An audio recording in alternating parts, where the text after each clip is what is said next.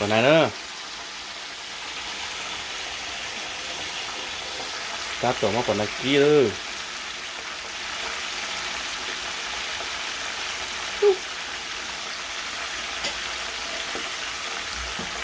cái phần này nữa cái kita gì món này tôi mà họ thì chỗ khác thứ sự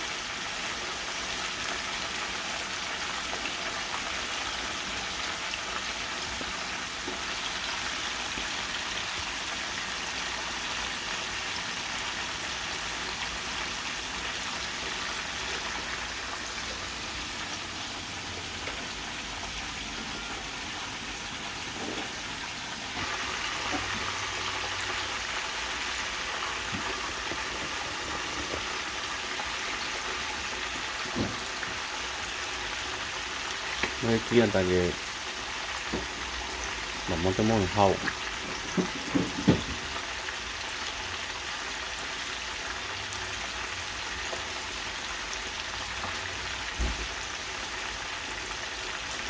kia chỗ khác cái sự cái chỗ khác ngọc nữa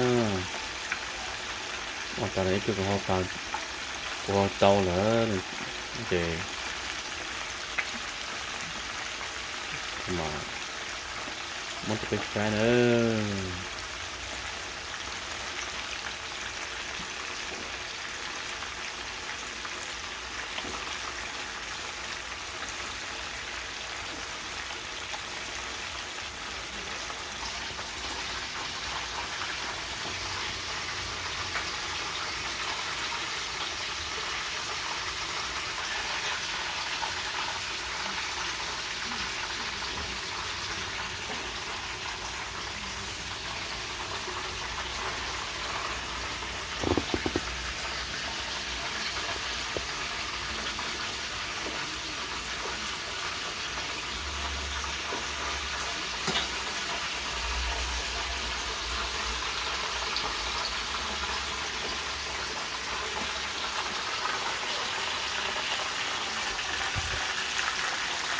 ta tập kinh có hồng đâu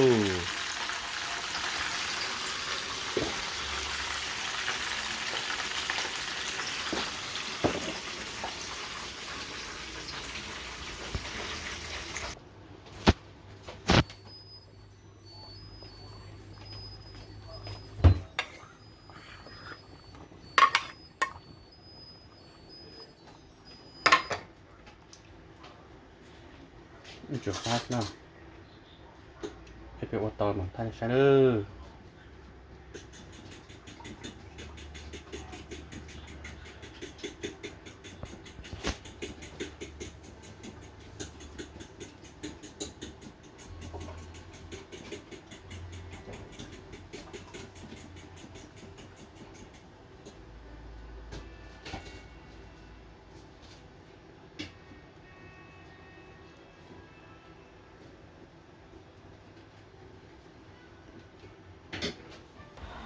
tổng từ từ bản này nữa đấy tổ đó nè đục non cho quý nha ok đục non đó nấu cho cá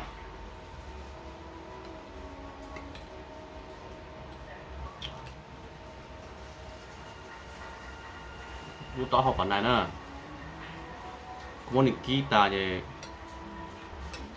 bỏ món này trong một hộp sơ đỏ luôn cốt chó luôn cốt trâu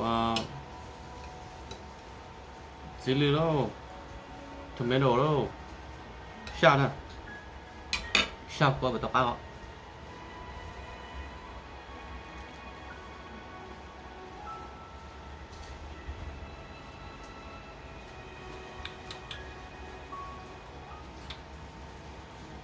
ô cá thịt tiệt cá thịt tiệt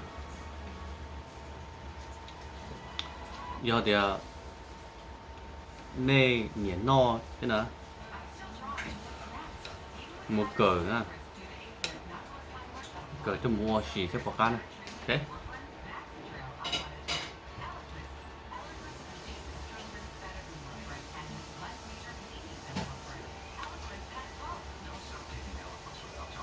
Ồ, ăn được chưa?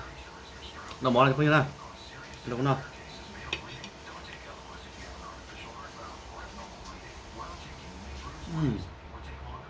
Áp cực.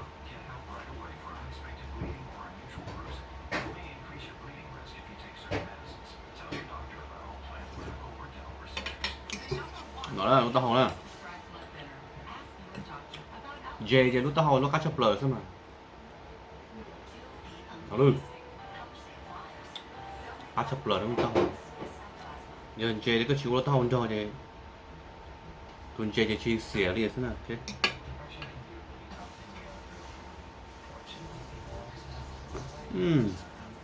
Ta là ta.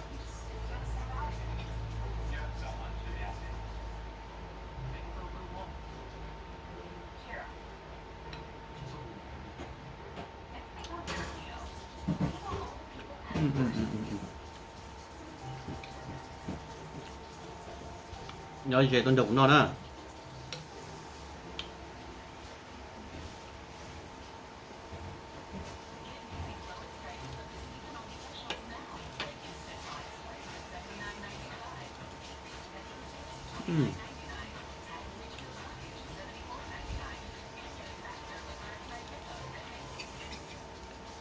Giờ để cho bọn này nó đứng mua bò nó cũng chỉ một bò thế nào, nhưng nó hay nào.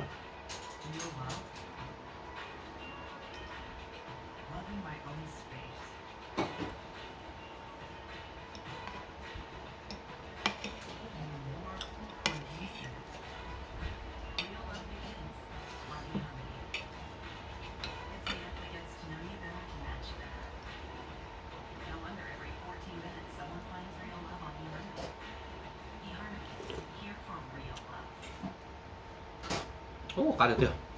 Cá tao.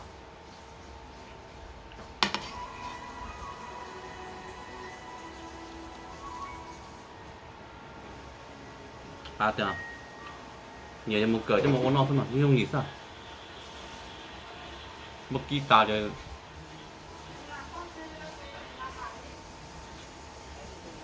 Cho hầu một hầu để nọ thôi.